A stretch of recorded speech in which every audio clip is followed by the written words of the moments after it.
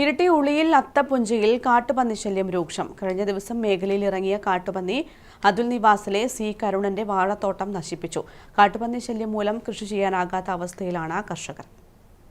Uliyil അത്തപ്പുഞ്ചയിലെ Atul നിവാസിൽ C കരുണന്റെ വാഴത്തോട്ടമാണ് കഴിഞ്ഞ ദിവസം കാട്ടുപന്നി വ്യാപകമായി നശിപ്പിച്ചത്. ഉളിയിൽ നെല്ലിയാട്ടേരി റോഡിൽ 1 ഏക്കറോളം സ്ഥലത്തെ ചെറുതും വലുതുമായ നിരവധി വാഴകളാണ് നശിപ്പിച്ചത്. കഴിഞ്ഞ 3 ആഴ്ചക്കിടെ 150-ലധികം വാഴകൾ കാട്ടുപന്നി നശിപ്പിച്ചതായി കരുണൻ പറഞ്ഞു.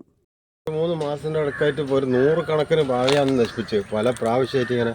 അപ്പോൾ പിന്നെ ഈ പന്നീൻ്റെ ശല്യം കൊണ്ട് കൃഷി ചെയ്യാൻ പറ്റുന്ന അവസ്ഥയല്ല. ഇതിൻ്റെ അപ്പുറത്ത് ഒരു 10-200 മൂട് കപ്പയുണ്ട്, മുഴുവൻ നശിപ്പിച്ച് ഒന്നും ബാക്കിയില്ല, ഒരു രക്ഷയില്ലാത്ത അവസ്ഥയാണ്. ഫുള്ള് വേലി കെട്ടിയതാണ്, 4 ഭാഗത്തും വേലി കെട്ടിയിട്ട്. ഇതൊന്നും വേലിയൊന്നും ഇതിനൊരു പ്രശ്നമല്ല. രാത്രി ഞാൻ ഡീസൽ ഒഴിച്ചിട്ട് വിളക്ക് കത്തിച്ച് വെച്ചിട്ട് അതിനും മാറ്റമൊന്നുമില്ല.